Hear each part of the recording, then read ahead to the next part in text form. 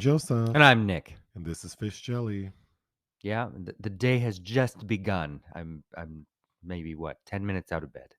Yeah, this is early for you on a Sunday.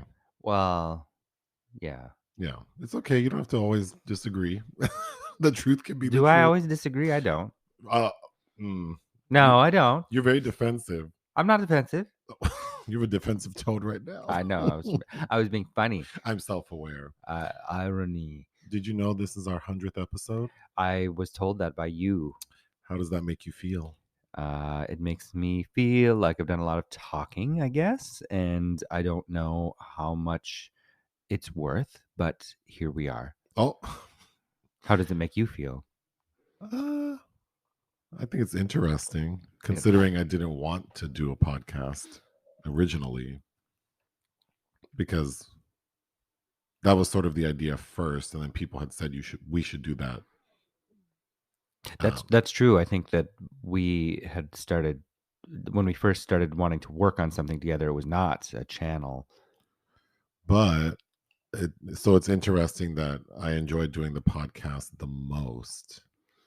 I shouldn't say the most. I like the live videos too. Okay. But probably because the live videos and the podcast require the least amount of effort. Okay. Well, making videos where I have to edit them and save them and upload them does take much longer than this. But I also feel like I like how I come across better in the podcast or the live videos. Why is that? Because in the regular like YouTube review videos, I feel like I can just talk about the movie. So I feel like I'm in a cage, but okay. So you're like the Alyssa Edwards of this podcast. How so? Just fine being herself. Just can't learn any other lines or have any other constraints. Wow. So yeah, so I do enjoy it. But the past 2-week period, we've had the most downloads and streams thus far. So that's a nice way to hit 100. Also, compared to this period 1 year ago, we have like almost 500% more streams and downloads. Wow. It sounds significant. I don't know. I don't understand these metrics. I've tried quite a bit to get a sense of what other podcasts do, and that information is not really. This isn't a situation where it's like I have one book and then I have two, and that's 50% more. No.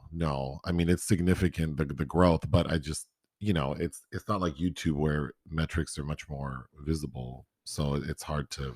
Not that I'm interested in comparing. I can barely keep up with what we do now, so it's not like boy. It's not like having 100 times more engagement. I mean, it would be nice, but we have, but of those 100 podcasts, not 100 of them, because we first started out trying to do different subjects, and that proved to be tasking. Well, yeah. Well, coming up, I don't think it's hard. I don't think it's difficult to come up with something to say. No, but I think having a specific topic was challenging because I feel like I cringe listening to the earlier ones. Why? I don't know. I enjoy listening to the later ones. They make me laugh, but the initial ones I feel awkward. But maybe that's just me. Anyway, I also felt constrained, like, oh, we have to talk about this specific thing, and then my brain wants to, I can very easily get distracted and go off on a tangent. So we evolved into doing what I think it makes me laugh every time we say it, because we say it's a secret movie, but it's not a secret to anyone listening because it's always the name of the episode. Well, right. And for some reason, I think that's funny, but it was a secret at one point in time. But like, it usually is a secret until you say what it is. Mm-hmm. So, or I tell you what I want to watch.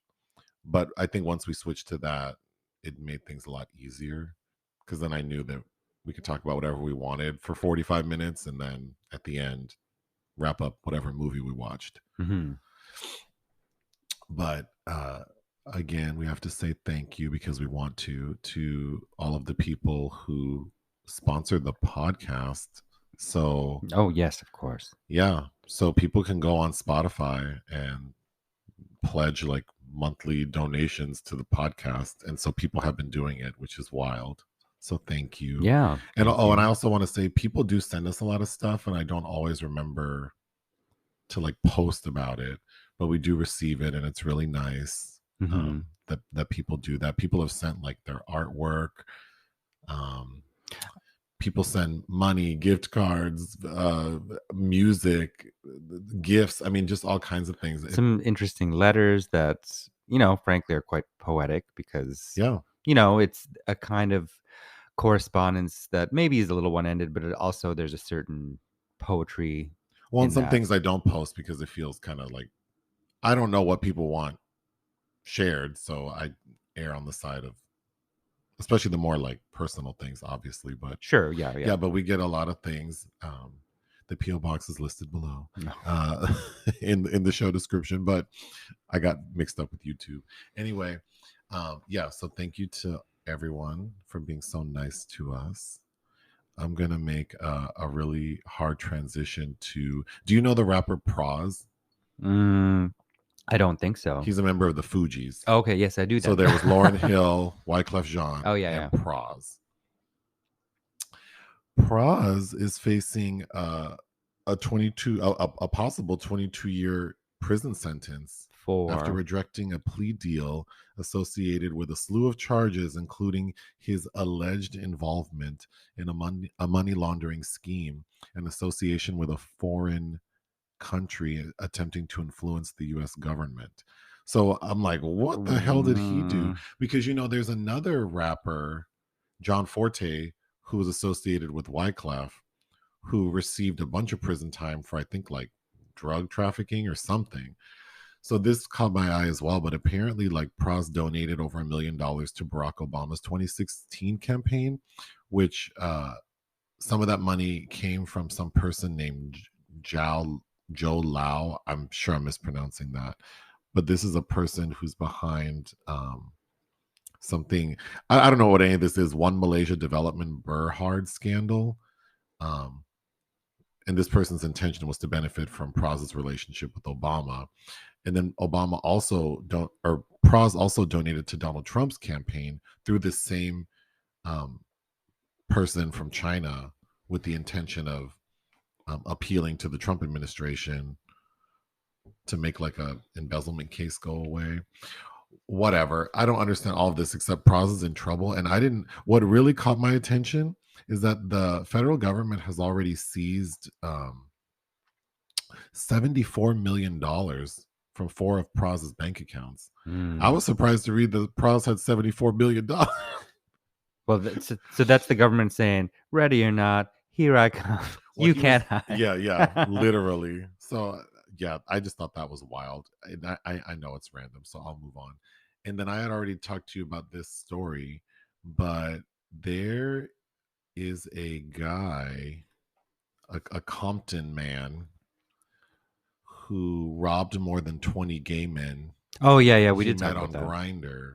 Yeah, you gotta be careful out there. His name is Derek Patterson. He's 22 years old. He's charged in federal criminal complaint regarding all of these robberies that span from like 2019 to 2022. But yeah, he was visiting people's hotel rooms, their homes for sex using the app Grinder. And then he would pull out different weapons like knives or taser guns. And in some cases, assaulted these people and would steal from them, steal their wallets, steal their phones. Um, I'm surprised this kind of stuff doesn't happen more often. yeah. The way the risky behavior that goes on. But of course, he got caught because he was using like these people's phones and forcing them to unlock them so he could Venmo himself money. I mean, yeah, he sounds like a young fool, but He physically assaulted people, like he stabs like at least one victim. He was doing it at hotels, like hotels by the LAX see airport, that blows my mind where because there are cameras, well, there right? can, I mean, but also as the victim, not to victim shame or seem like I would be making some noise. I don't know why you're not taking my money. You're not taking well, my things. I imagine that some people don't want to cause a scene, or maybe they're like not, maybe some of these people are married Sure, or I'm not I'm sure single, everyone has and their reasons, but they don't want to not be me. embarrassed. So it's like, here, take my wallet. I mean, if someone stole my wallet, they're only going to get my lucky $2 bill because I don't keep cash. Mhm, And if I same. did keep cash, it would be not a significant amount. And then they'd have all my credit cards. But it's like, well, I can cancel all that. The biggest thing would be my driver's license because now they know my address, and I'd be afraid, I guess, that they would. Although I can't imagine someone coming to my house. But yeah, I mean, there are reasons why people freeze or don't do anything. But I really Of brought it up course. just to say, like, And even if I did froze, I'm a vindictive motherfucker, so I don't know. That it just wouldn't happen. It just wouldn't happen. well, It I would don't recommend people fight back over money. Someone carjacks you, don't try to fight for your of course car. not, but, But the main reason I brought it up is just to remind people that they need to, you know, you should you should be comfortable with the things you agree to do. And a lot of shit people do, just hearing it, like the basic story sounds really sketchy. So I think people need to adjust their barometer of like what seems sketchy. I And don't if know. people make you uncomfortable, you deserve to be comfortable. So like if you're like if if someone doesn't want to, there are all kinds of red Oh, yeah, flags, yeah. right? Like weird pictures that don't make sense. People don't want to share their location with you. They're being really vague and super aggressive. Mhm. Some of you out there, like if a attractive younger man is being very aggressive about wanting to meet with you, you should probably question it. Like, God. not to be shady, but you know what I mean? If some hot 22-year-old was like adamant at coming to my house at like 2 in the morning, that would be a major red flag to me. There's Mhm. nothing about me that would make someone hop out of bed at 2 a.m. Well, to drive I across don't town. agree with Well, that maybe not statement, me, but but you know what I mean? Some of y'all out there, I don't know. But anyway, just uh-huh. be careful. And I always say, tell someone, anyone, what you're doing if you do insist on doing something sketchy, which is why I also think that there, based on stuff like this where people have easier access, like all these apps where people are using them to hook up, I feel like this is proof that probably venues where people used to go to have sex, like bathhouses and sex clubs, need to come back in fashion, because I feel like those are safer spaces. There's staff, there's, like, it's more contained. I mean, I know Jeffrey Dahmer was up in there snatching fools, but like, it's safe. There's a different time too, but I think there's something to be said about the psychology of gay men having to grow up in this closeted, secretive environments. Even still today, and I think during our formative years, that becomes linked with titillation, with sexual awakening, with excitement, and I think there's that component to it too. And even if bathhouses really came back in full force like they did. That used to be the secret thing, but now it wouldn't be. The secret thing is, sniffies or Well, yes, I understand that there's a component of that, but it's like, j- you know, not everything makes sense. Like wanting to do things that are like fringe stuff that's risky, and I understand the appeal of that, but it doesn't make sense. Doing stuff where you could potentially get arrested. Like if one more person asked me about going to the Korean spa, like I I know all y'all like to go to the Korean spa and have sex, but that is not what it is meant for. Mhm. And I don't like doing things like that. I don't like doing things where I could be arrested. Like having sex in public places is illegal. Well, Like also, lewd and lascivious conduct is a criminal charge. So I understand all that. But I'm talking more like, even if you do choose to do that, you need to feel safe. And I don't know that people value their safety. And maybe some of it is like a self-esteem thing, or I mean, I don't know why some people put themselves in such risky situations, I mean, but it's complicated. It's not just like, it is "Don't do complicated. that." And again, I think that the risk involved, that's why cruising areas are still I think I'd see, cruising areas are coming back more than bathhouses. But again, I think people engage in risky behavior because like they other people do it and they think it's okay. It's not okay. Just because there are 100 people out in this park looking for sex does not make it okay. It's still illegal. You could still get in trouble. So I understand it's complex, but it It's just a reminder. Like, I don't know what people need to hear. I mean, I don't know how many times you have to get arrested for something, or like, I just don't know what needs to happen. Like, you need to get stabbed and robbed and end up in the newspaper to realize, like, maybe that was not the best idea. But I'm not shaming the victims. I'm just saying, like, No, but there are it people out here with bad intentions, and you need to be and careful. I think a lot, a lot does happen that we don't know about on these apps too, that people are doing things like this young man in Compton, that because again, people don't want to report things, or maybe it wasn't violent enough, or maybe that, again, another myriad of reasons. But this stuff does happen, I think, a lot more than we probably would like to admit. Well, I'll move on to something else. So, Time Out did an article about 14 weird things about living in LA that you just get used to. So, I was going to list them and see what you think. Okay. So, number one, making plans without checking the weather first. Oh yeah, definitely. Yeah, and because that goes for me traveling anywhere else in the world. Like, what weather? yeah, well, I need a coat. But going along with that, number two is, but also not going anywhere when it rains. Oh, that's not true for me. But Well, you're one of, again, I'm from Minnesota. I can go out in the rain. yeah, yeah. I value my comfort more than insisting I do something I had my mind set on. Uh, We know. Driving to and from bars. That's a big one because everyone drives here and everyone has a few drinks and then they drive back home. Ye And that's very common It is very common, and, I and got illegal. yeah. I Somebody did a hit and run on me and totaled my car early 2020. Uh, but we live in a new place now, and I walk if I can. I will say, Akbar or even the Eagle, there's always parking around there, I notice, and those places are packed. So I will say there are a lot of people that don't engage in that behavior as well.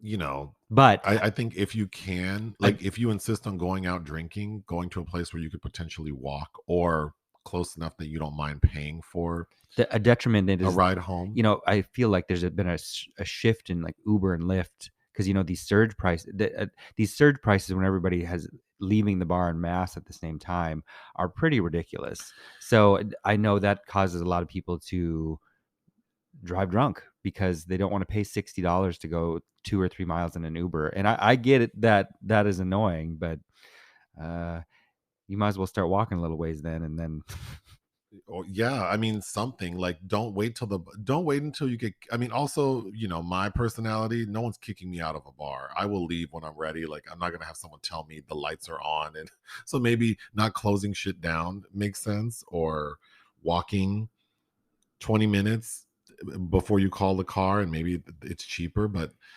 yeah, it's kind of astonishing how many people hop into the car after they've been drinking. hmm um but yes, that is the true of this city. Number four, measuring distances in minutes and not miles. I think that's very LA. Yeah. Like, you'll say, like, oh, it's gonna take me like 45 minutes to Because get it there. doesn't matter how Because it far away it doesn't matter is. how many. Uh, you always give yourself at least an hour, even if you're 2 to 3 miles away. But Which is funny for people who visit from out of town, and they'll say, like, oh, well, I thought we could do this. It looks like it's only 6 miles away, and it's like that would take like 90 minutes. like, oh, that's a headache. That's a headache. Like, driving to Santa Monica Oh is just like, no, ugh. no, only at late at night Number five, assuming that just about every menu will have gluten-free and vegan options. with the calories listed. Yeah, hmm that's very LA. Putting the word "the" before freeways, like I took the 101 or the 110. Well, because freeways are a way of life. Yeah, I feel like freeways are like like they're They're an entity an unto entity, themselves. yeah, Yeah. and they have personalities. Oh, Like, they we do. all Yeah. know. The, there are difficult parts of them. There are truck corridors. There are express lanes, and some of them that are a gift. A gift, I tell you. Acting like number seven is acting like earthquakes are no big deal. Well, because you can't. But it's like Mary Jo Buttafuoco. It's just like we all got this bullet in our brain, and Oh my something could shift at god. any moment, and we're just gonna die. Number eight, nobody seems to drink the tap water. Oh, Yeah, I mean, well, I I used used to to. too. I used to. But I think it's because the Department of Water and Power says that the water is safe and clean, but I think the issue is that these pipes don't seem, which is ironic that the very first place we lived in when we moved to LA was an old building. So I'm sure it had Mhm. old pipes. Oh, And yeah. that's where I would drink the tap Yeah, water. same. And now that we live in a brand new house with brand new pipes, I don't drink the Where's tap my water. Brita? Yeah, where's my Brita filter? Um, Number 9, you can valet park just about anywhere. We don't valet park. I don't ever valet park, but I guess, yeah, in a city like LA where everyone has a car and it's crowded, I guess I don't notice it in other places. I think that shit's annoying because there is valet parking where it's not feasible, as in you have like a two, like on Melrose in certain areas, like there are 2 lanes and then parts of one lane get shut down because this restaurant wants these fools out here valet parking to go into Asteria or wherever. Like, God, Yeah, I hate that. Like, park your own damn car around the street and walk your ass to the front of that goddamn fucking restaurant so traffic, which is terrible here, can flow freely. Not so you can valet so you can eat spaghetti. Oh, I hate that. but I also think you learn what area. Like I You know, like the restaurant you're talking about, I know that between certain hours, I just don't go down that road because like this is not that expensive of a restaurant. You're gonna valet park. Just take an Uber then. Just Lyft or just. Oh God, I hate it. number 10, there's a fifth season and it's fire season. Yeah, that's kind of Fire season's creepy. yeah, I was gonna say it's kind of creepy actually because every year it's just like these massive fires, and then like now that there's been all this rain for the past month, the hills, like those dry areas are full of grass, Hmm. but then it's like in 6 months it's all gonna dry out and they're gonna be engulfed in flames. Yeah, and you can see depending on where you are in the city. I mean, we've been here 12 years now, and there have been a couple times where ashes are floating in the air. Yeah. Uh, Number 11, there are coyotes everywhere. you don't really see that. I've never seen a coyote, but I know that there are I coyotes, see possums, and skunks, there are some and skunks raccoons. and raccoons. Yeah, Number 12, there are Teslas everywhere. this is true. Yeah. Mhm. In our little community we live in, there are 8 homes and there are 3 Teslas. Somebody, some rando came into the shared driveway and plugged his Tesla in the other day. This nerdy ass man, and it was so funny to watch. Like this, he looked like he probably worked in tech, and he was all Oh, he's not used to he's not confrontation. used to conversation, and I'm like, excuse me. And it was almost, I almost felt embarrassed, I like felt for embarrassed I had to turn him. away because Yeah. I was so embarrassed that this man was so like, it wasn't our outlet. And he's like, please don't tell them. Like, well, that's we already did, fool. But yeah, what is okay. happening? Like, why are you here? My Num- car almost died. Okay. Number 13, there's legal weed everywhere. Mm-hmm. I guess I don't notice that. I also am not a big consumer of marijuana. Well, it's hard to notice. It's weird going to Europe because all the pharmacies, well, not all the, mainly France and Germany, I guess I've noticed, where the pharmacies have that glowing electric pharmacy sign, green electric pharmacy sign. But here, those are all the weed shops. So when Oh, I'm there, I'm always like, oh, it's a pharmacy. But yeah, I'm not. Well, in the transition from medicinal marijuana to recreational really changed a lot of things because before, when it was only medicinal, you would have all these people out here doing these fake like HMPs trying to find a reason why you might need medicinal, which of course anyone would qualify, insomnia, anxiety, whatever. And now that it's just free for everyone, I feel like it's not as intrusive. it's not. And you used to have to go through this whole song and dance of going up into some clandestine little pocket of something at a strip mall and then them typing in your information and being like, oh, another patient has arrived, the next patient can go in. Like, okay. Like, okay. All right. Moving on. So the Oscars were last Sunday, That but feels we like long recorded right before we went to go see the that Oscars. feels like longer ago, but So, and we watched them at a vegan bar and grill in Silver Lake, which was mhm. very nice. Yeah. Uh, Called Junkyard Dog Bar and Grill, I believe. Hmm. But people were asking if we were going to do a video about it. No. No. Well, honestly, I enjoyed watching them this year, but there was nothing. The only thing that sticks out to me is The Fablemans, which was nominated for 7 Academy Awards, didn't win any, Hmm. which I thought was appropriate. And neither did Tar, right? Tar didn't win I don't anything. think it won anything. Well, let's go through a few of the categories, I guess. So I think one that people were surprised with was actress in a supporting role. Oh yeah, yep. Jamie Lee Curtis won for Everything Everywhere All at Once, and you know, you can see on Angela Bassett's face when Jamie Lee Curtis was announced that she was a little like. Oh yeah, she was expecting to win. She was expecting to do the thing that night. I have seen all of the nominated performances except Angela Bassett's, so I can't say whether or not she didn't deserve it. But I think that you'll find that she's quite good in it, but it is a superhero movie, and I think that the Academy is really reluctant to start that trend. Maybe actor in a supporting role, Ki Hee Kwan won for Everything Everywhere All at I Once. think that was expected. I have seen all of these performances. I think they're all really good. Yeah, so I would have been happy with. He had a very both him and Jamie Lee's speeches I thought were very nice. Yeah, for sure. International feature film, All Quiet on the Western Front. Yeah, I yeah. haven't seen that, so It's it's a very well done war spectacle, taking some liberties on the Remark novel. documentary feature. Navalny one. The only one I had seen was All the Beauty and the Bloodshed, which I That thought was that's what I amazing. wanted to win. Navalny is very much making a statement by that winning, but Best actor in a leading role went to Brendan Fraser for The Whale. I think I it had predicted that. I mean, I wouldn't have been mad if Austin Butler won. I would have been super irritated if he won. That movie's not good. Yeah, but his performance, I think, was I he put know a lot into it. he did, but we just Baz Luhrmann needs to stop. But I didn't see Living. Living's good. Who would you have chosen for actor in a leading role? Well, I don't think I would have nominated several of those people. Oh, But of the people who were nominated, Brendan Fraser did a good job uh, in a mediocre film.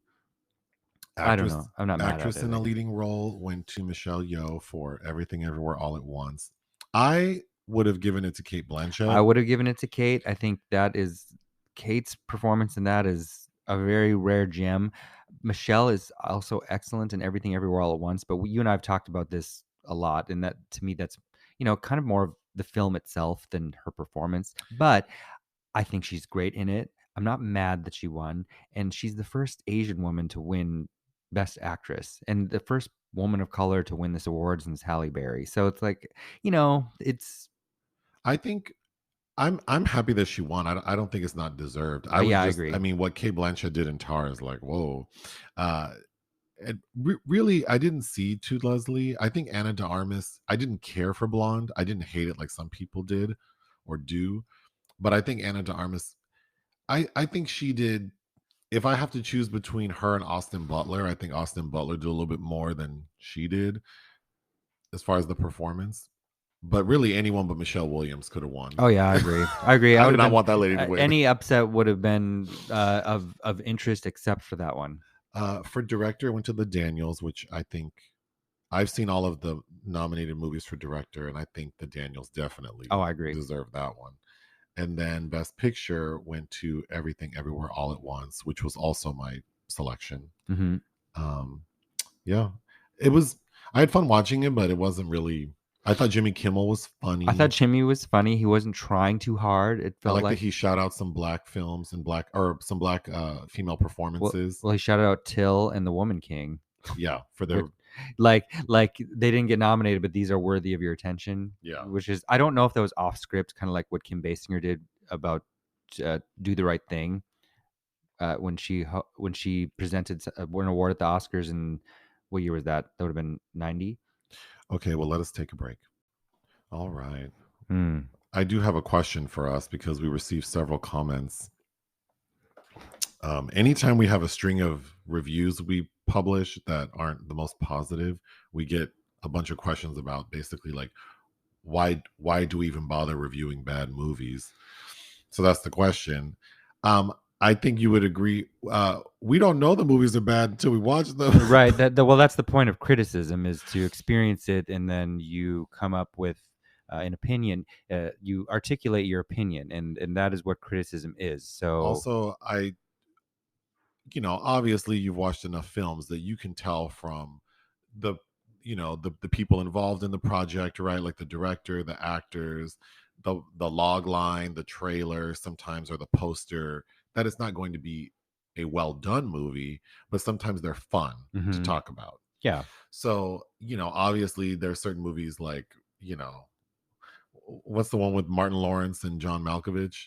Mind Hunter, or no, No, Mind Cage. Mind Cage. We knew that was going to be terrible. Yeah, So, but we thought it might be fun to talk about, and it would definitely be something fun to watch, because bad movies are fun to watch that's sometimes. true too. And Yeah. also, I'm watching them to review them. So it's not like I'm going to spend 2 hours taking notes to then be like, well, it's bad. I'm not going to review it. Yeah, it's part of the work, actually. Part of the labor involved in criticism is the time taken to watch the film. And then this is my, there are all kinds of, like at film festivals, for instance, I hear a lot of like notable critics being like, "I didn't sit through that not to write about it." Like That would be my attitude, actually. I'm going to make something of this, And the reason that's my attitude, and maybe people don't realize this, is publicists send emails asking you to watch them. oh yeah. Hmm. This is not like you begging to watch a movie. This is like people are asking, especially the more indie, like non-studio, lower budget things. People are pretty aggressive about wanting you to watch them. Because they have to be. There's so much content, so they have to. If you're on a list, they are going to be begging you. So imagine being asked to do something, and then it's like, well, I did it, and I have to give my honest I opinion. did the thing, Yeah. and now here's this thing. And if you don't like hearing negative opinions, then don't watch. But the thing, it's not about being negative, it's about being authentic. My authentic opinion is I didn't like this steaming pile of shit. But when I could, credit where credit is due, what attracts me to a film cinema is that everything is, it's an intricate collaboration, and I like that collision often of all of these people that are involved in making something happen there. That's what's fascinating about film. That's why, auteur theory is kind of a problem, because it's not just the director, it's not just the actor, it's not just the faces of the project, it's everything involved. There's a lot of intricate detail. But if you're a lazy viewer who just wants to consume and shit it out and not have a second thought about Okay, it. well, let's move on. So films released we didn't cover. Something called Full River Red. Well, I'm actually watching that right now. It's 2.5 hours. What is it? It's the next film by Zhang Yimou, who's a very prolific uh, Chinese film director. He's won Berlin and won Venice twice, and uh, probably best known for things like Hero and House of Flying Daggers, I believe. But he has a new movie that opened this week, which they were reluctant to give me the screener of because the Chinese producers were. It's odd that this didn't show up. He works like once or twice a year. It's odd it didn't show up at a major film festival, but it's quite dry to me. It's a period piece set during the Southern Song Dynasty, um, where there's some entanglements happening between these two warring factions, and it's a lot of talking. But it looks great because he's a fantastic filmmaker. But I have to say, it's been kind of a slog to get through. Next, Inside. I saw this in Berlin, which was in the Panorama sidebar. It's the debut from Vasily Katsupis, starring Willem Dafoe as an art thief who gets stuck in this mausoleum of an apartment for It's like quite a some time. penthouse. Yeah, and he gets locked inside. And it seems to have, from the trailer, it looked like there was a supernatural component. There's not. It's him struggling to survive. How long is he locked in there? It's weeks at least. And so he only has the food that's in the That's house. there, which includes like dog food, and So he ends up eating dog food. Mhm. And then, of course, there's running water. There's not. Everything's shut off, I Oh, so believe. he's like, he doesn't have water to drink. Everything's shut off because the person who owns it is like overseas somewhere. I forget where. But there's like because this is a rich person's penthouse, and there are trees inside. Like this person has a garden with a sprinkler system, so he has to get the water from there. And then he's pooping in the pool, the empty pool, which the Oh my god. and it's Willem Dafoe. It's a one man show, and you can tell it's a role that an actor like him really relishes, and he's good in it. But Does he end up getting out? the ending is ambiguous. But Were I you satisfied with this movie? I was a little bored. It Oh, felt a little long, and I also feel like I've seen things like this before. Uh, like what? I think especially since the pandemic, it's all of these films that are one or In two settings when isolation, in yeah. isolation, and um, I don't know. It's fine if you like him. Of course, it's required viewing, but all the press screenings were done by the time I came back from Berlin in the U.S., so you didn't see it. Next, Rodeo. I saw this at Cannes last year. It was in the Uncertain Regard sidebar. I believe it's a debut. Loa Quiveron. Um, Again, I've noticed a lot of these beginning filmmakers out of France. A lot of like these kind of urban character studies that are filled with violence and tragedy that all kind of feels kind of the same way, which is to say usually really great central performances built around a story that I feel was cobbled together and maybe not completely outlined, or certain points had to be hit and that's it, because they're trying to get this very natural flow within these environments again, which is fine. But I feel like what's happening in Rodeo I've already seen, but the lead actor, Julie Ledru, is quite striking and quite good. It's about this girl that young woman that goes around and steals these motorbikes. Like she's saying, like she finds one for sale on the internet and says she's going to look at it and ask for a test drive, and then just drives off. And it ends with some violence and some fire, which is a little shocking, but good for a debut film. And I'll leave it at that. Moving on, something called Rimini. I had wanted us to watch this because I have a screener for it, and it was actually my favorite film out of Berlin 2022. Ulrich Seidel film about this weird lounge singer father who reconnects with his daughter. Uh, Very bizarre film, but I quite liked it. Lastly, Pinball, the Man Who Saved the Game. Directed by Austin and Meredith Bragg. I don't really know anything about this film except it's a reenactment of the man that took over when because there used to be a law against pinball machines, and when that was over, the man responsible for getting that law overturned. That's touched upon in the film Licorice Pizza. What's the problem with pinball I machines? don't know, Like but gambling I or might maybe noise? I don't know what it was, but there was Well, I'm not interested enough to watch the movie, but I'm not either, but it's moving there. on. Projects of interest. Washington G2. I think these are just notes, and you should okay. Those are points for me to hit. But Denzel Washington has Well, joined. you don't. Well, what would I have said based on what you wrote? Nothing, I guess. So how would I introduce this topic? I don't know. Oh, Because it's not a newly announced film. Gladiator 2 has been in the works for a long time, from Ridley Scott. And Paul Mescal is playing the child of the child of Joaquin Phoenix and Connie Nielsen. Anyway, Denzel Washington is just apparently joined that cast, which I don't know what he's going to play in that world, but I'll let you introduce the next project of interest. a new film from Argentinian filmmaker Pablo Aguero, who's lined up a great cast, including Diane Kruger, Louis Garrel, and Vincent Cassel. It's called Sant X. Of course, Pablo Aguero is probably best known for his first feature starring Gael Garcia Bernal, which was Ava Doesn't Sleep. Ava is a reference to Eva Peron. And I haven't seen, that reminds me, it premiered at the 2020 San Sebastian Film Festival, and we all know the crazy bucket of shit the world was then. So he directed a film. The English title is Coven. It's a period piece about witches. That's all I know. And I've been waiting to see that film, and apparently it ended up on Netflix sometime in 2021. So I have to go check that out.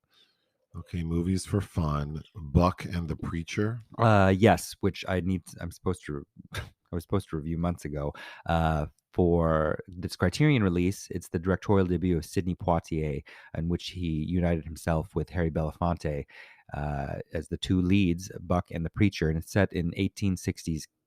Well, from Louisiana to Kansas, and Buck, played by Poitier, is a wagoner who is hired to provide free transport for these ex-slaves that are trying to get away from this continued servitude in their area because, as we all know, slavery legally ended, but these white people found all kinds of ways to keep them down in the likeness of slavery. So it was about a mass exodus of people trying to get safely to Kansas, for instance, where they could harvest their own crops, etc., instead of having to work for essentially these people that are still white masters. But of course, um, these white people didn't want that, so they were often threatened to go back if their caravans were stopped. So Buck is this person that was responsible for getting people safely and brokering deals with the indigenous populations they meet along the way, who would often help them for payment to kind of stave off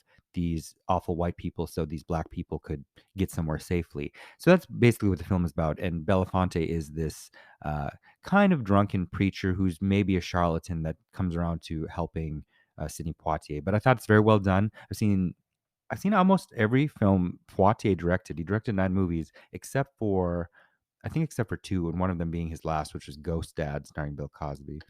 Next, gang related.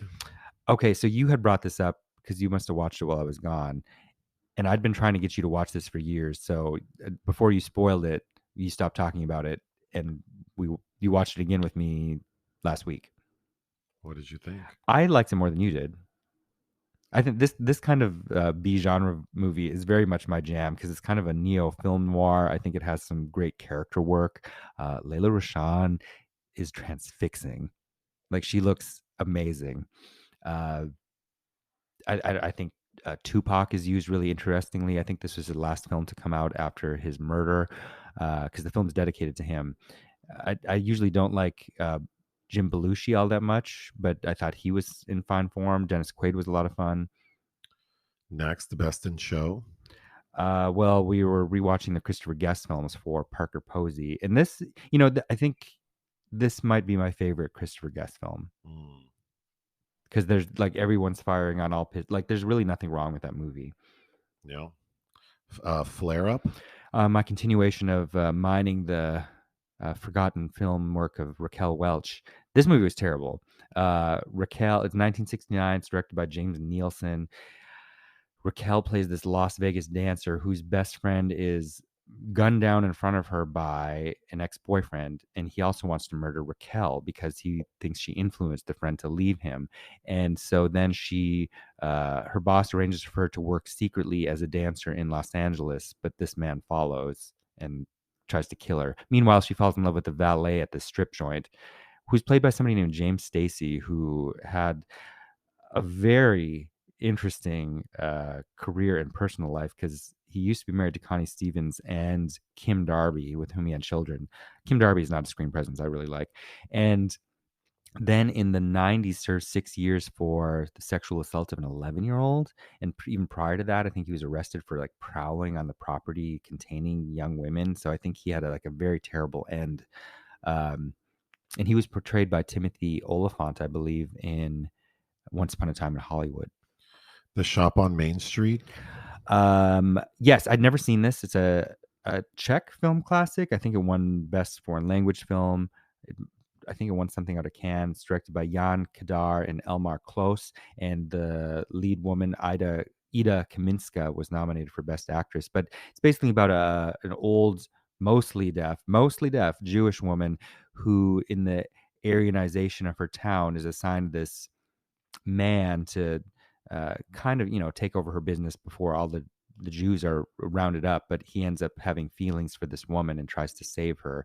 And so, of course, you can imagine how strenuous and kind of touching that film is. But I'd never seen it, and Kadar directed an American film starring Belafonte in 1970 or 71 called Angel Levine, and Belafonte hadn't done anything since the 50s, and I wanted to watch that, but for some reason I thought I can't not have seen this very notable film classic first. Dirty Gertie from Harlem, USA. This has been on a list of mine to watch for years. It's from the 40s, directed by Spencer Williams, starring a beautiful woman named Francine Everett. It's a black film. It's only 60 minutes, and it's entertaining. I mean, the print, this is really in need of a restoration, but it's about this woman who all the men think are fast and loose. It's really watching it, it's really a remake of Miss Sadie Thompson, which a silent film with Gloria Swanson that was remade with as Rain with Joan Crawford and then remade very sanitized in the '40s with Rita Hayworth.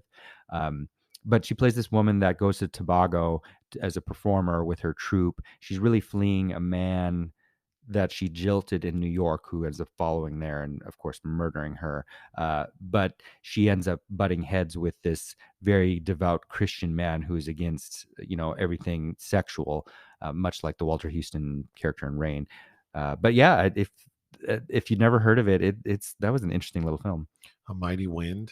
Uh, I haven't seen this since it was in theaters in 2003. Christopher Guest film with all the gangs all here. I have to say this didn't age well for me. Hmm. And didn't you feel the same? Like, I mean, I don't know that it would have been good when it came out. I don't know.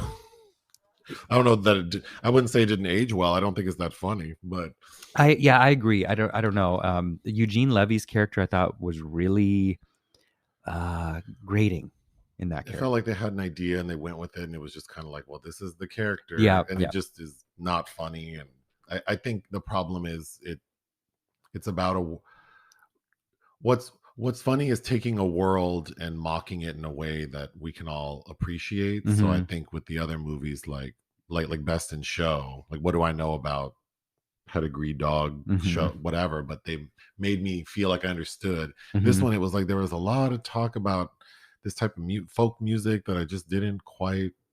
Well, because it's all coming together for this performance honoring this folk music producer who died, and I don't know that the topic of folk music is that funny either, like because mhm. it's like, yeah, there weren't a lot of personalities versus like Best in Show is perfect because you have Mhm. all these people. Yeah, I didn't care for it as much, not nearly as much as the other films. Mhm.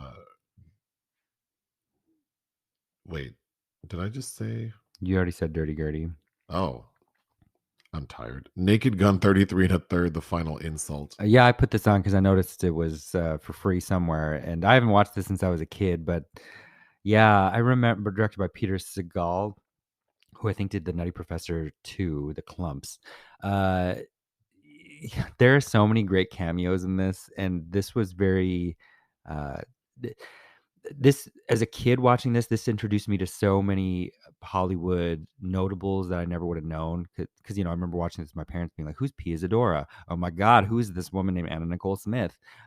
Fred Ward, Weird Al Yankovic, Vanna White." It's such an odd movie. And then of course OJ. Didn't this come out? This came out in '94. And OJ's in all three of the Naked Gun movies as Nordberg, who's the resident idiot cop. But what an odd time for this to come out. Yeah, he was popping right before the He was. the murders because he was also doing those rent-a-car commercials that were everywhere. Mhm.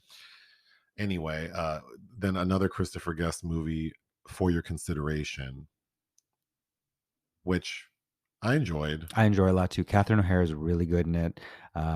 They almost did like a if she had been nominated for an Oscar in this, it would have been like when Maggie Smith won for California Suite in the '70s, the Neil Simon. Um, This film's about like a film production where there is this buzz about one of the actors potentially being nominated for an Academy Award, and they run with it. and it's barely started filming when that buzz And starts. the film hasn't even like wrapped filming, and then everyone thinks that everyone is, because then it turns out like four of the actors might be up for nominations, and then of course in the end none of these people are nominated except for the one actor who wasn't talked about. He Mhm. does get a nomination, but I don't like it as much as Best in Show, but I do think it's also the timing of it's very interesting because it's also like the internet was still kind of new, Yeah. so them talking about like how to find stuff on the internet, I Yeah. think um does age well. Like that's the kind of reference that does age well because we can imagine that people didn't understand the internet back then, so I think it works in that way. And Parker looked great and had a much more sizable role than Mighty Wind, and I thought she was a lot of fun as well. Lastly, we watched Wicked Stepmother.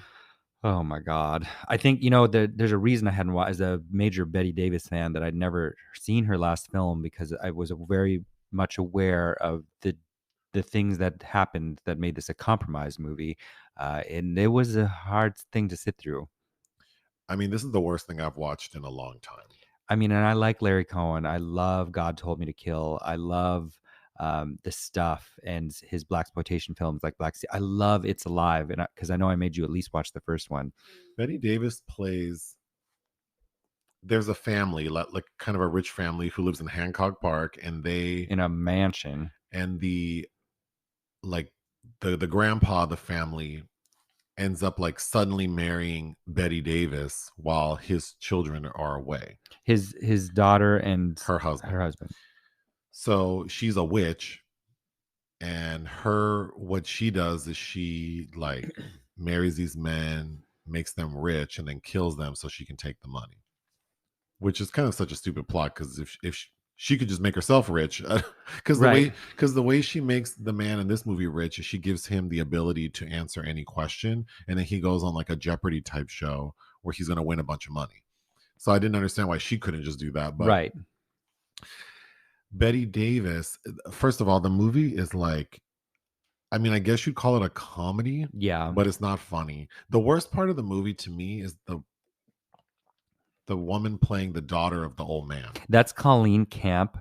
She's even worse as a young woman more than she is like because now she's turned into this kind of bloated character actor that's in a ton of stuff that I wouldn't say is any better now with age, but part of it's the script, but her comedic timing and everything about this role is terrible. I rarely use the word hate. I hated her performance in this movie. Well, Oh, she's I also hated it supposed so to play much. this. You're a very you have a live in a rich mansion, and what did you say? She looked like a.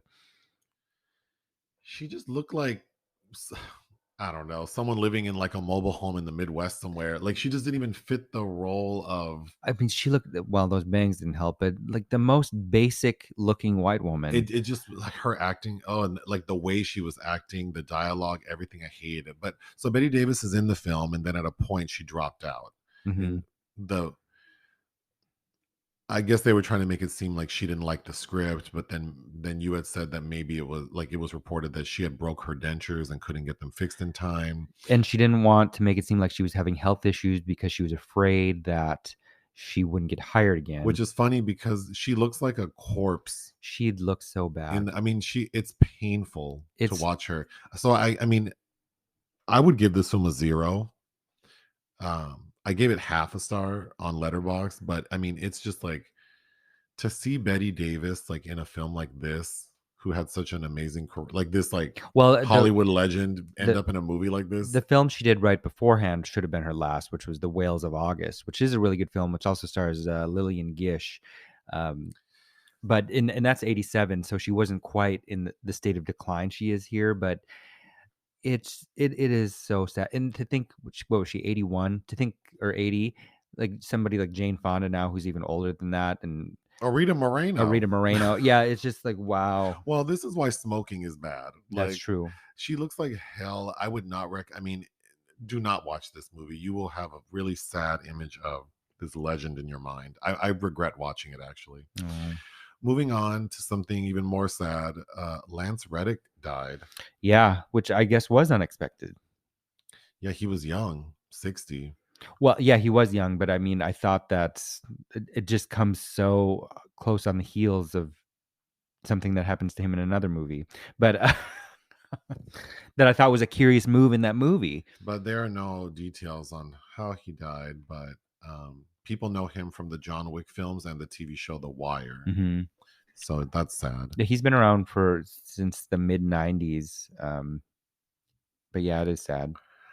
All right, we'll take another break.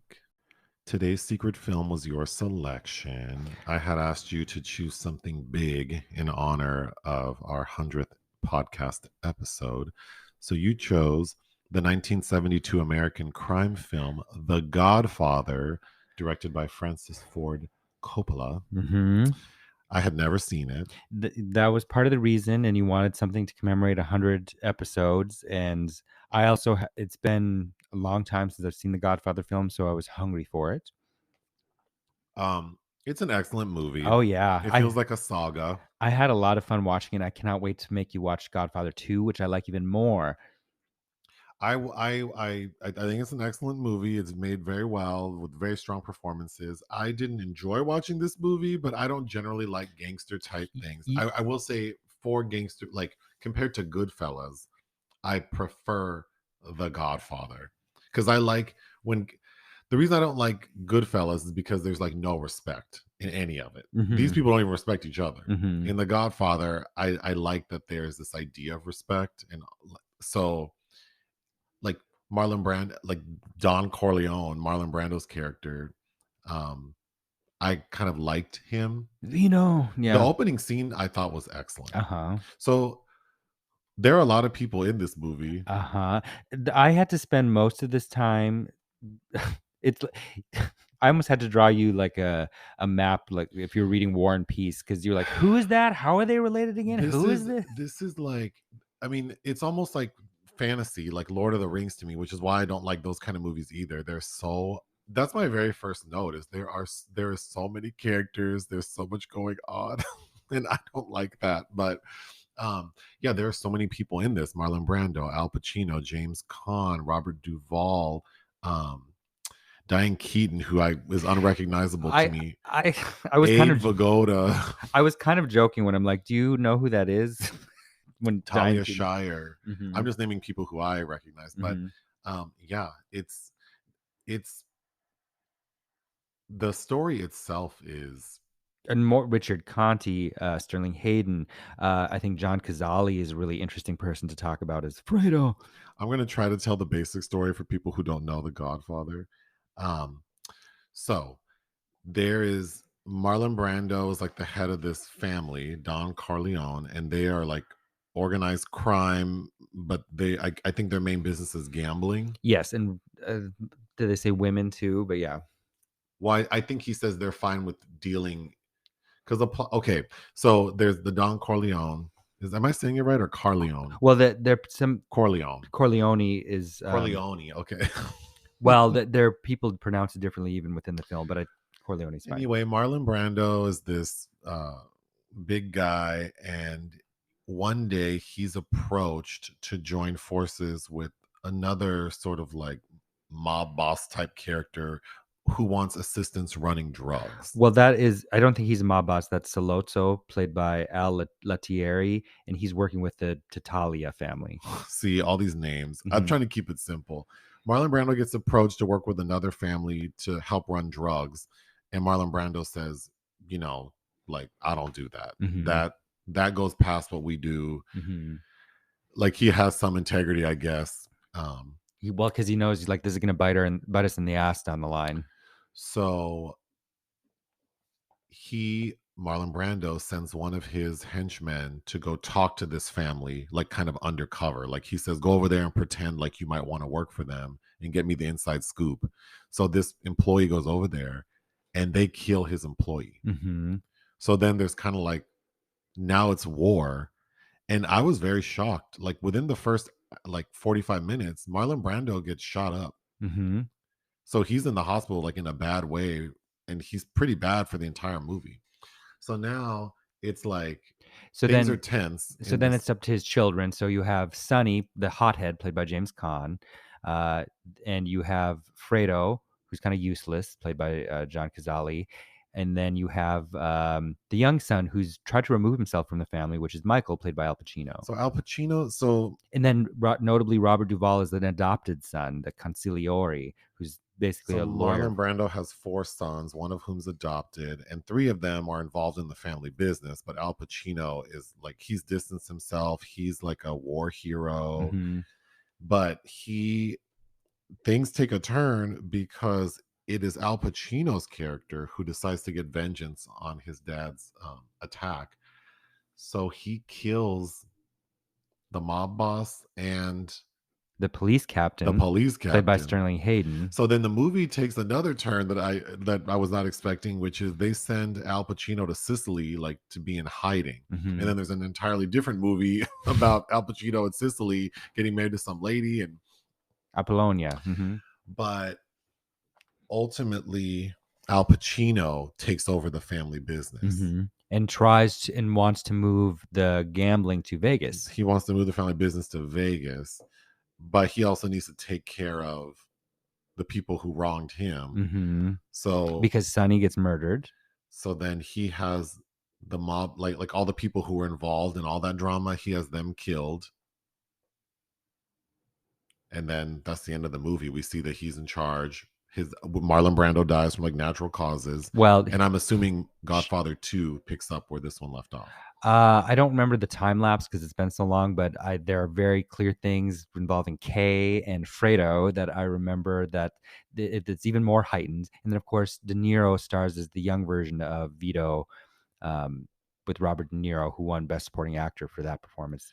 Talia Shire plays one of the, so they're the four brothers and then a sister. Mm-hmm. So she's in it. Connie. And she's married to some guy who's abusive to her. Carlo. He ends up getting killed for whooping her ass. Well, no, he gets killed. He gets beat by Sonny for whipping her ass, but then they use his hot-headedness to trap him, and Pacino or Michael finds out about it. Talia Shire's husband is the reason Sonny was killed, because he tells them like where he's headed off to. And anyway, there is a lot going on. It feels like it could have been like 2 movies, maybe. But again, super well done. I mean, this kind of changed filmmaking. Yeah, it felt very long to me, and then it was kind of like I'm having a hard time remembering who's who, and because they keep saying like the Talias and the blah blah blahs. Oh, see, like, I think I thought considering all of the details, I didn't have a hard time, but it's just not my type of storytelling. Like I yeah, it's not. How do I say it? It's very good storytelling with very good acting. The story itself isn't that compelling to me. Like there are no gags. It's not. I think it's all very predictable. Like what's going to happen. I think if you appreciated this one, you'll probably like Godfather 2, which I think a lot of people consider even better. But I think it's a very well done film, and Marlon Brando does a very good job. And Mario Puzo adapted his own best-selling novel, and it was a lens by Gordon Willis, who I think is a phenomenal and also underrated cinematographer. I think his only 2 Oscar nods, because he did a lot of Woody Allen films at one point, including Manhattan. He was really well known for doing how he kind of could get darkness on screen. He actually directed one movie called Windows, which is a terrible kind of exploitative film with but there I remember Talia Shire's in that, but Elizabeth Ashley's this lesbian stalker, and there's one scene that is really creepy with, you can just see, it's completely dark and you can barely see the outline of Elizabeth Ashley's face. Anyway, Gordon Willis, expert cinematographer. Side note, we just received a comment about gang related. Someone listened to last week's podcast, and so they decided to watch it and they were howling. So I'm glad they appreciated it. Okay, I'm just going to go through my notes.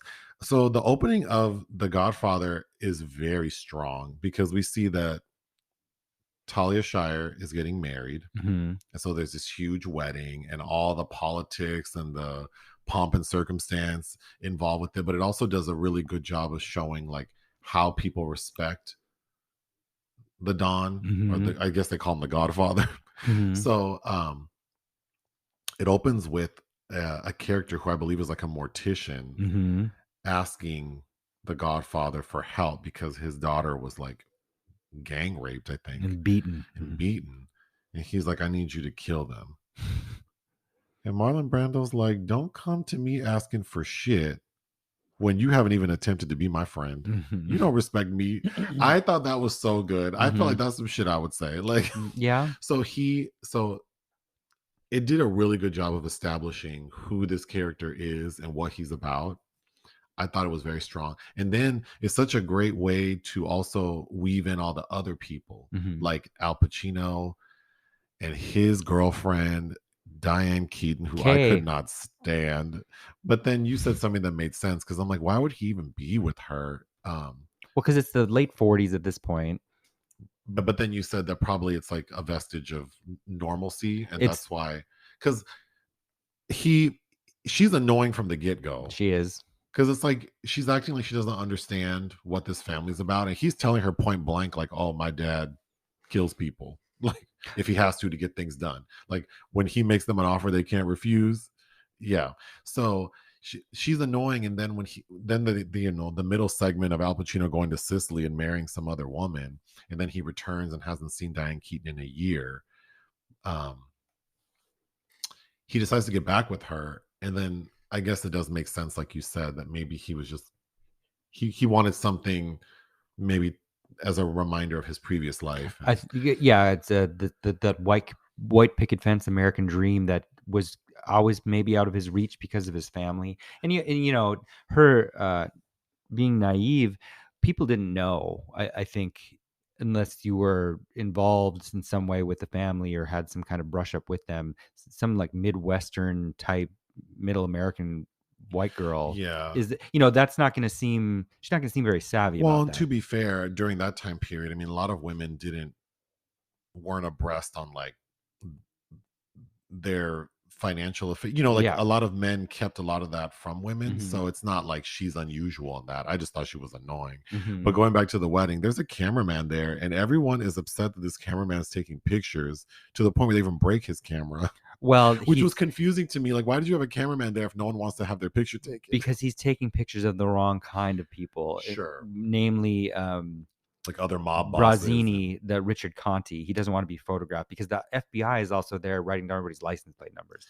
uh the man who ends up getting killed by the mob boss who wants to run drugs, in the opening of the film, at the wedding, we see him practicing the speech he's going to give the Godfather. Oh, And then yeah, Luca Brasi. yeah, we see him He's the practice it. heavy. Yeah, we see him practicing it, and then when he finally does give it, he flubs it. He does, I was nervous for him. He made me and nervous. he's not asking for anything. He's just like paying his And respects. he gives money to like the wedding Hmm. or the bridal purse, but yeah, it was, there's a lot of tension. Just, I think the Marlon Brando character is so well done, Oh yeah. because it's like people fear him, and then when he is incapacitated, that's when it's like opportunity strikes, and Uh huh. everyone jumps on it because now he's weak. So I thought that was very well done. Then there's another character, a famous like singer actor who you said might be modeled after Frank Sinatra, Hmm. who Well, the rumor always was that is a stunt. That's Al Martino playing Johnny Fontaine. That's the stunt Sinatra played to get his role in From Here to Eternity, which so won him an Oscar. so Johnny Fontaine asks the Godfather if he can help him get the role in a particular movie. So the Godfather blesses him and sends out his Well, consigliere to go. he blesses him after he emasculates him, but Sure. He sends his consigliere out there to Hollywood to talk to this director. Duval. Robert Duvall goes out there to talk to this director, and this old racist ass director is acting real loose and wild. And Robert Duvall is so good because he's very calm in every scene. He's so calm. Hmm. He's like, all right, because the director cusses him out and says like 100% no, I am not giving Johnny Fontaine this role. So you go run tell that. And Robert Duvall's like, okay, could you give me a car to the airport now? My boss likes to hear bad news immediately. Hmm. And then we cut to like the next morning when that director wakes up in bed, he's covered in blood. And I'm like, oh my God, like, where is this blood from? In the previous scene, we see that he has like this prize winning thoroughbred horse Six that thousand he dollar paid horse or $600,000 for. 600,000. Yeah. And can you imagine $600,000 in 1940, whatever? Like, No. they had the head of that horse chopped off and put in bed with that Hmm. man. That took my breath away. Hmm. Yeah, that's a very famous scene. Yeah. I love how like cold blooded they are, but it's all very like precise and like emotionless. It is, but and they also have these like rules that they can't break, usually regarding family and things that seem so arbitrary. It's like, but you out here killing folks. There's a scene where they shoot someone because they like to take people in the car and go drive somewhere and shoot Uh-huh. them in the head. And there's one point where someone gets shot, and then the guy in charge is like, well, leave the gun, but take the cannoli. I think that line was isn't that Clemenza? That made me laugh. I think he ad-libbed that line. Um, Cannoli comes up. There's a useful tool, by the way, in Godfather 3. Another really good segment of the film is when because first when Al Pacino proposes that he killed the police captain, Mhm. his brothers laugh at him, Mhm. and then you can see he's mad. Like, I'm gonna show you. And then the entire segment where they're planning it, because basically they plan to go meet this mob boss they want to kill with the police captain. And then they're like, well, they're going to frisk you and they're going to know you're going to be followed. So they're going to play all these tricks. So the only way we can get ahead of them is we're going to find out where the meeting's happening, like where this secret meeting's happening. And then we're going to plant a gun in the bathroom. So then you're going to go, they're going to try to outrun us and confuse us, but it doesn't matter because we already know where you're going. And then while you're meeting with them, you're going to get up to go to the bathroom, take the gun, and kill both of them. And I thought that scene was very well done Very well because I done. was very nervous. Mhm. And up until he shoots them, I wasn't sure he was going to do it. Mhm. Because when he walks out of the bathroom, his hands are empty. Like He he's looks not, like he had second he thoughts. looks like he has second thoughts. And then when he gets up and shoots them and runs out, I thought that was so good. Okay, then when he goes to Sicily, he, Which, we just watched White Lotus season 2, and they bring up that scene with the car that's referenced in. yeah, the woman he ends up marrying, he is teaching her how to drive. Mhm. Yeah, I didn't pick that up, but um I think kind of a weak part of the story to me is him meeting this woman in Sicily. I didn't understand why he was so adamant about marrying this woman. Like, what purpose did it serve? Like, you're not here permanently.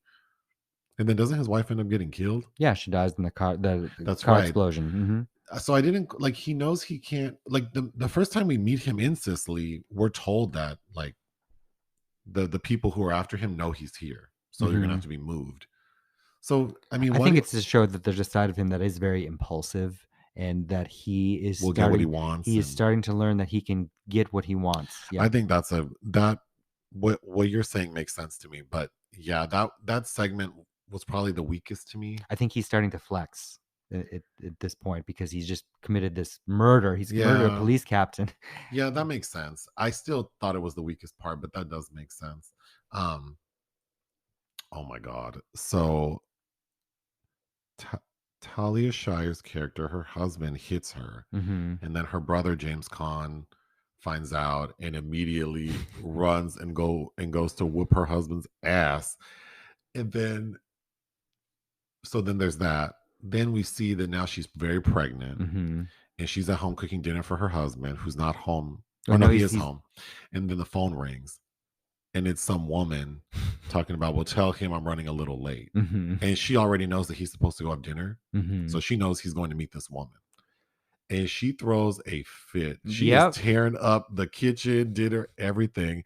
And then her husband whoops her ass with a Mhm. belt. And Mhm. she is fully pregnant. And then she that's I see was sitting on the couch like Macaulay Culkin at Home Alone with my hands to my face, like, oh my and God. of course, she's Coppola's sister. But she is more frustrating to me than Diane Kay. Keaton. Yeah. She is, but it also makes sense to me. See, she makes sense. I also agree she was annoying, but she makes sense to me in that she's probably a brat, which her husband calls Yeah. her. Like, my dad is the godfather. I get what I want. I married this man who clearly is not into me. He just wanted to marry Into the into the family. Yeah. family.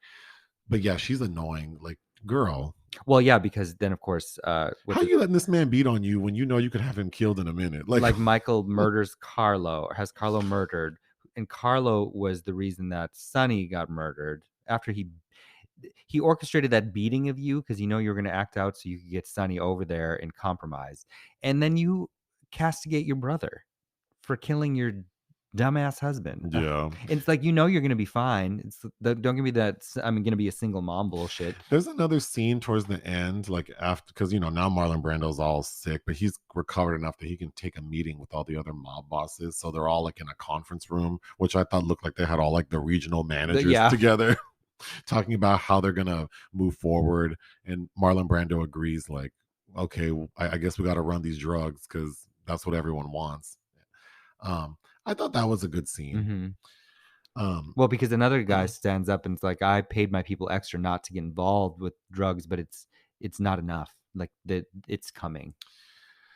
that's all I have. It's funny. Pacino, Duvall, and James Caan were all up against each other for Best Supporting Actor at the Oscars. that year. Marlon Brando, of course, won his second Oscar and won Best Picture and I think screenplay. Just it was a real treat getting to rewatch it, I think. I can definitely see why this won Best Picture. And Marlon Brando, I thought, did a phenomenal Yeah, job. he's really good. Everyone does a good job. I would give this film 4 out of 5. Hmm. What would you give it? I gave it 5 out of 5. 5 out of 5. I think this and Godfather 2 are, I think those are masterpieces. But I'll definitely watch Godfather 2 at a later date. yeah, well, then you'll have to finish it out with Godfather 3, which is kind of a major letdown in a lot of ways. Oh, Partially due to Sofia Coppola, but oh, um, yeah, I'm curious to rewatch it. But I think they're very well done familial crime sagas that nothing else is really like. And I wasn't interested in watching it at the time, but there's that series that was made about the making of The Godfather, because of course there's a major story behind that, starring Miles Teller. It's called The Offer. I heard that's interesting, so maybe eventually I'll give that a watch after rewatching all of these. But well, you're about to wrap up your 100th episode. How do you feel? I feel enriched and livened. Enlivened? How do Are you you feel? okay? Hmm. Are you reading anything? I am. I'm reading a couple things. I'm reading 3 plays by August Strindberg for inspiration as I'm crafting something myself. Strindberg is really interesting. Wrote so many things, books, but best known for his plays. And he's also very well known as being a horrible misogynist. But it's funny because he's written great roles for women, and his biggest known play is probably Miss Julie. Hmm. And then I'm also reading Julia by Peter Straub, which I have read before. I read it. I had to sneak read that as a kid. Peter Straub, on his own, I think would be best known for his debut novel Ghost Story, which was made into a very famous film starring a bunch of old men, including Melvin Douglas and Patricia Neal, and Alice Krige is in that film from the early 80s. But he co-wrote 2 books with Stephen King, including The Talisman and Black House. Anyway, I remember reading Julia as a kid, and then some years later, I happened to see it. It might have been on cable one night, a film version of it starring Mia Farrow called The Haunting of Julia. And I remember liking it, particularly the very end. I remember being so creeped out at the very end of this film. And Shout Factory is releasing it for the first time on Blu-ray next month. So I wanted to reread Julia for whatever reason in my little mind before rewatching that movie, which I'm sure I'll have you watch with me. Well, is there anything else you'd like to say? No. All right, ta-ta for now. Bye.